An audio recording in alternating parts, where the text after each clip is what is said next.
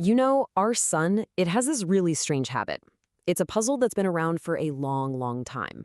We've watched its 11-year cycles of activity come and go for centuries. But hidden inside that rhythm is a pattern so weird that scientists have only just now figured it out. So let's get into it. Here it is. This is the big question. Some solar cycles are just absolute monsters, growing incredibly strong, while others are pretty tame. Their growth phase is, well, it's chaotic. It's all over the place. But then, when it's time for them to fade away, they all follow the exact same path. How on earth does that happen?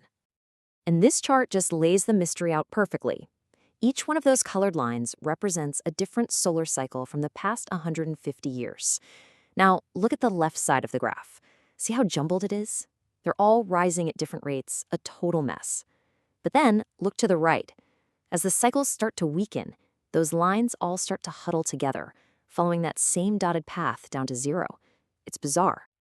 To really get to the bottom of this, we have to understand that every single solar cycle is basically living two different lives. It's a tale of two completely different phases. Okay, so the first life is the rising phase. Think of this as the cycle's wild teenage years. It's all about rapid, chaotic growth. The strong cycles shoot up like a rocket, and the weak ones kind of meander their way up. But then comes the second life, the declining phase. And this is where it gets weird. It doesn't matter if a cycle was a powerhouse or a pipsqueak, they all seem to settle into this strangely consistent, predictable decay. They all grow old in exactly the same way. So, what could possibly explain this? Well, the prime suspect is the sun's internal engine.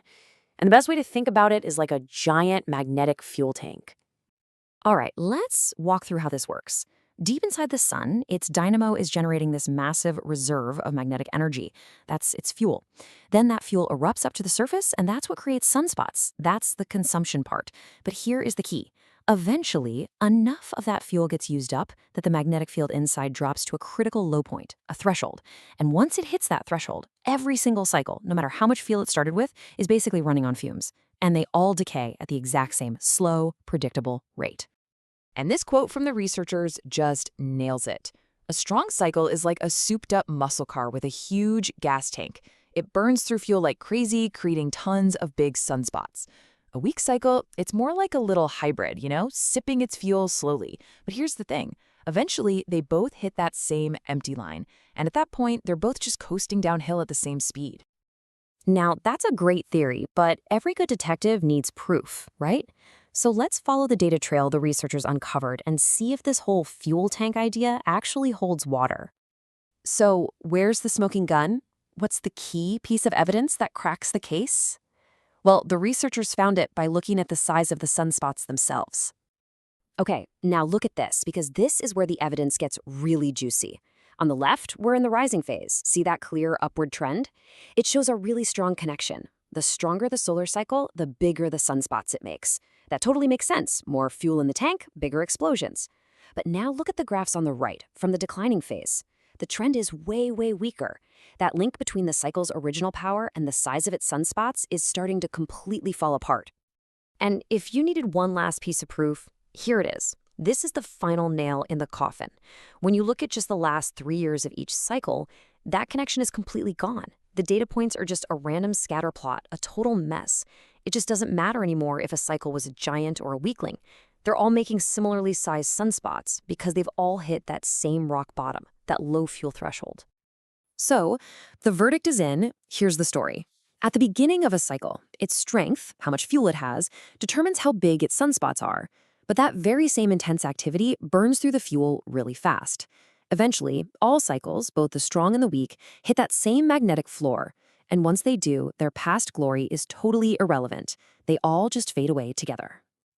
Okay, this is a super cool solar mystery. But you might be asking yourself, why does any of this actually matter to me? Well, it turns out solving this puzzle has some very real consequences for us right here on Earth. And here's the connection. It's simple, and it's a big one. Bigger sunspots create more intense space weather.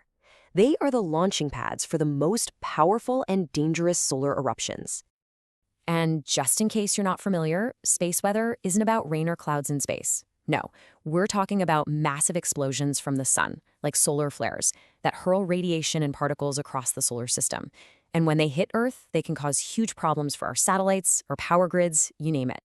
So, what this new understanding tells us, loud and clear, is that the rising phase of a solar cycle, especially a strong one, is prime time for dangerous space weather.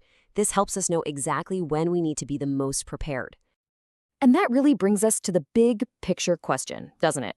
By finally understanding the full life story of a solar cycle, especially its predictable end, we get one giant step closer to a really critical goal, being able to accurately forecast the sun's future storms.